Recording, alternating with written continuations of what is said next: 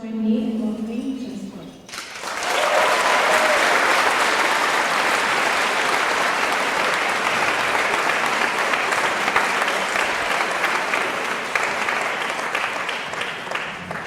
Hello, thank you. Last time I was in here was this fall. We had a reunion for Coach Dean, who retired after coaching here for 37 years. And we had about this many people in here, men's alumni, women's alumni, to celebrate Coach Dean. And I spoke on that evening. Just like on that evening, I am terrified this evening. Talking to a bunch of people I don't know is one of my biggest fears. But you have to bear with me and hopefully give me some patience as I try to read through a little bit of notes that I wrote for us today. So I wrote notes out this evening rather than speaking just off the top of my head, which I normally do with the team, and sometimes it's to great effect, and sometimes it's to less than great effect. But let me begin. So good evening, seniors, fellow alumni, President Decatur, friends of Kenyon. I'm very glad to be here. Glad to be in this room tonight, and even more glad to be back at Kenyon. Kenyon is a touchstone in my life, a place I return to often, a place that's helped me define myself, and a place where I find value in my life. I love this place. I love this place, and I believe in it wholeheartedly. It has really helped me become who I am today. I really can't say thank you enough. So this talk tonight, in part, is my thank you to Kenyon. However, the idea of trying to convey what Kenyon means to me has me a little excited and quite terrified. As ironic as it might sound when someone who spends his days talking to groups of people, I am not a comfortable public speaker. I prefer one-on-one encounters, small group meetings, and the occasional team meeting. I prefer knowing those who I speak with and having them know me. In my preparations for this evening, I've come to realize two things about myself. One, some of the most important moments in my life have come from moments when I feel both extremely excited and extremely fearful at the same time. And two, ultimately I'm proud of myself whenever I take on a challenge I'm afraid of. Speaking here tonight is one of those challenges. Suspecting that some of you are in the same place as you think about your futures, I want to share with you 3 stories about how Kenyon-related moments in my life where I was both consumed by fear and excitement at the same time. The first was my senior year. As the introduction gave, I majored in both English and biology. During my senior year, I engaged in the summer science program. Before that, with biology, I worked with Professor Siobhan Tennessee in the biology department. It was a wonderful summer, one of the best summers of my life. I spent the summer traipsing around central Ohio, catching frogs and cataloging them in a database, looking for the difference in diversity between natural wetlands and created wetlands. I loved it immensely. My interest in English has always been more a love of books than anything else. As a senior, I realized that I had taken many literature courses, but really nothing else in the English department. So I looked for something different. That year, the course that caught my eye was Professor Mason's honors seminar on critical schools of thought. I knew next to nothing about critical theory, decided I wanted to take his class. It's important to note I was not an honors major, and I had no business taking his class. But I was excited about the topic and the prospect, so I emailed Professor Mason, explained my interest, explained that I was not in the honors program, and promised him that I would do whatever he asked of me if he only gave me the chance to be in his class. Fortunately, he allowed me to do just that. What ensued was the most enjoyable learning experience in my time at Kenyon. The class was approximately 12 students. We met at Sunset Cottage from 7 o'clock to 10 o'clock every Wednesday night.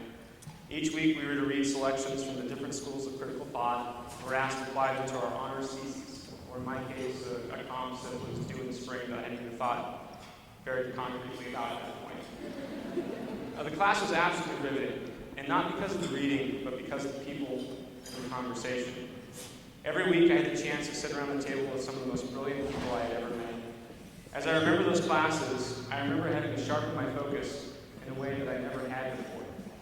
I remember having to pay exceptionally close attention, and I remember having to truly fight to keep up intellectually. Professor Mason led an expert discussion and helped guide us through an engaging and stimulating conversation as it ranged around the table.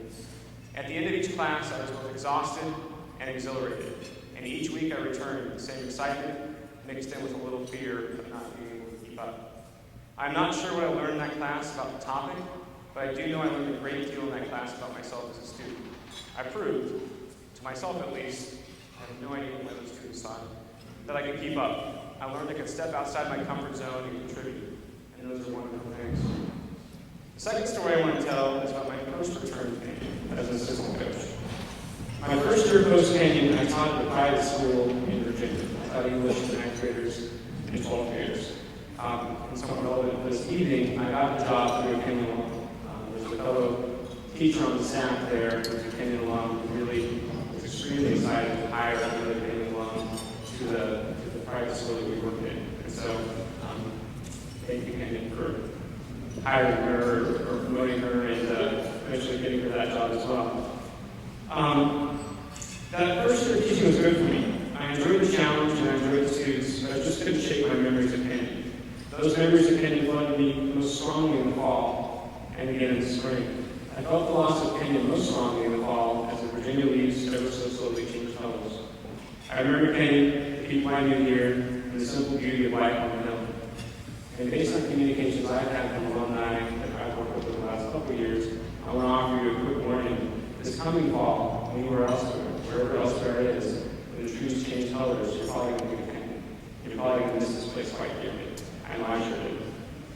I felt that fall most strongly. The second time I felt it most was in the spring, when the championship season for swimming returned from World Ladies. In the spring of that year, I went to watch the Kenyon swimming team compete at the NCAA championships. After 3 days watching my former teammates achieve something special, I pitched a 7-hour drive back to Virginia. It was a very hard drive for me. I missed Kenyon deeply and realized that although teaching was good for me, it wasn't everything I hoped it would be. I realized I missed working with passionate people in a place that cared. Which isn't to say that the school I worked at didn't have passionate people or caring people, but it is to say I knew I had a Kenyon and I missed it dearly. So I called my former coach on that drive. As we were talking, I worked myself up to tell him that I'd love to come back to Kenyon as a coach if he ever needed me for anything. Ever so politely, he thanked me, told me there wasn't any need at the moment, and we went back to talking about the meeting.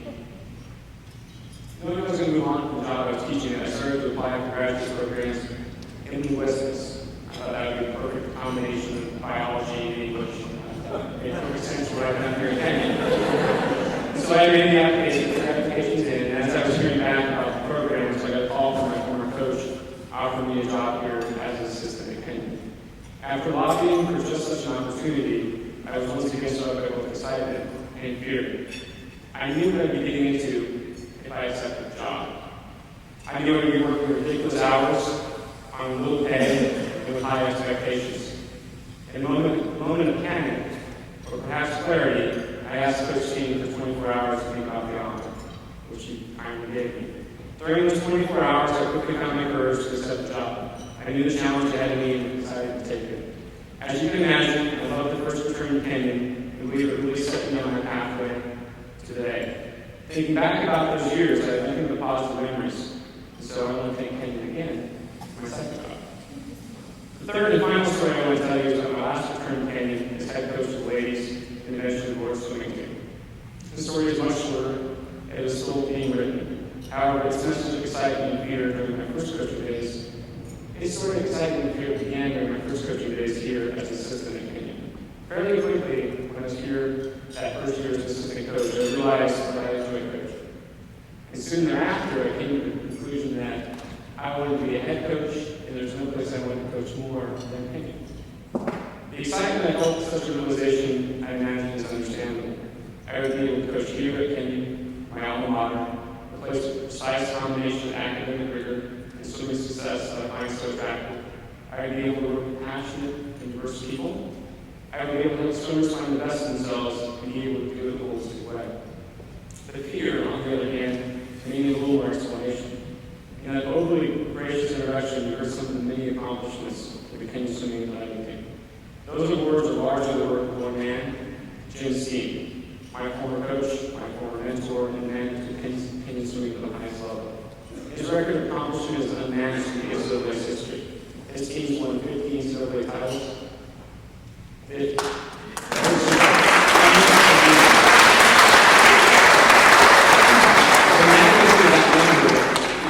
truly unbelievable, and there's no way to really conceptualize that in any way, shape, or form. That's a record that has never been even approached, and will probably never be matched again in the history of the NCAA. He helped hundreds of swimmers set NCAA records and earned thousands of All-American awards. And just as proudly, his swimmers and divers were recognized 45 times as NCAA postgraduate scholarship winners. I knew when I took over the coach team, coaching the shadows of one of the true great coaches of all time. I knew that for me, it would be easy to measure myself against the coach team's record and to allow myself to be judged by others, alumni especially, in the same way. But just as clearly as any of those things, I also knew that the true legacy of Kenyon swimming is always been about the pursuit of excellence, and not simply very simple pursuit of winning. With the belief that I could continue to pursue excellence in my own way, I was able to quiet the fears of trying to fill the shoes of Coach Team, which is a good thing. I will never be able to fill his shoes, literally or figuratively. If you don't know Coach Team, you'll meet him in a few months. He's historically the man that put you at graduation, and he's gotten that job over time because he's about 6'5", and so basically have to lay out there as well. Which all that leads me to being here today. I'm very happy to be coaching at Kenyon. I appreciate the people I get to work with and alongside. I'm happy to have the chance to help people I work with find the best in themselves. And so for a third time, in 10 minutes, let me thank Kenyon for giving me the chance to pursue my dream job. As your year comes to a quick close, I wish you all the very best as well. I encourage you to stay connected to Kenyon. Keep your profile updated on the Alumni website. That's how we find each other. That's how I find my classmates sometimes. And I encourage you all to get back to Kenyon in whatever way you can. This place is special. It's special because of you, and it's special because of us. Enjoy your final moments. Enjoy your final months. Good luck with your comps. You're not done yet. There you go. I'm not done. Done. Congratulations. There you go. Good luck with your comps if you're not done yet. Congratulations for who you are. And may you too, these final months and moments, find things in your life that will excite you and scare the daylights out of you. And although it's a bit premature, let me offer my words of welcome to the next chapter of your Kenyon existence, the Kenyon Alumni Association. Congratulations.